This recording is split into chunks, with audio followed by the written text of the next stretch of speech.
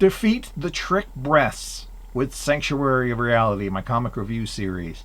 Time now for Cerebus, issue 219, the 19th and final chapter of Guys.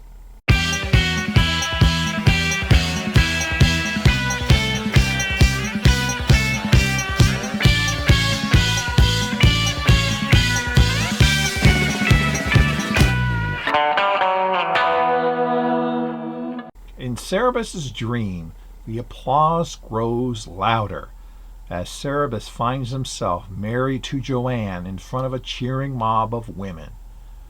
But he soon realizes that not only are they not clapping for him, but for Joanne, who has taken on his barbarian totems, and he suddenly gains curtains over his head and a diaper on his butt, much to everyone's amusement. Cerebus awakens and demands Joanne get out. She argues about it, but he stands firm. Joanne gets dressed, commenting on how the notch marks on the bar must have been his keeping count of his conquests. Despite his inner voices trying to keep him from telling the truth, Cerebus reveals to Joanne that the notches were days until he left. Joanne asks him when he was going to tell her, if ever, and its reticence to respond leads to her beating him with her purse, cursing him out, and storming off. Cerebus struggles with a bloody nose that just won't quit. Then he prays to Tarim to credit him the extra few nights of sex that he asked for advance forgiveness for. And he accidentally inhales some of his own blood. And finally returns to the bar, where his inner voices attempt to analyze the Joanne situation. Later, a burly man, who initially reminds Cerebus of Bear, enters the tavern. The man asks for a stout.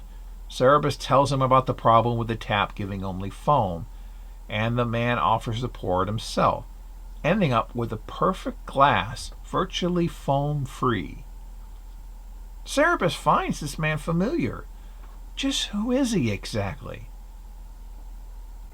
Thus ends Guys, which I've said before, and I'll say it again, is my personal favorite of all the Cerebus phone books.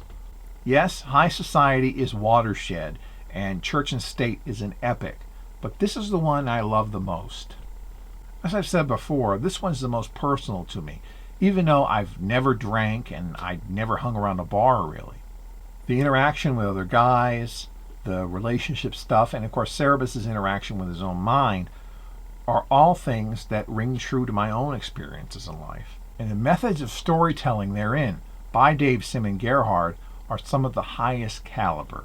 I highly recommend it as a damn fine work of comic art and a fun read. This was a solid conclusion to the whole storyline, though the ending isn't really an ending precisely. It's more of a segue into the next book, which I happen to love almost as much as this one. But we'll get into that next time. We haven't seen the last of Joanne, and Cerebus is still stuck at the bar, so those things have to be resolved before we get any further, right? Well, you'll see. Next time, Rick's story begins.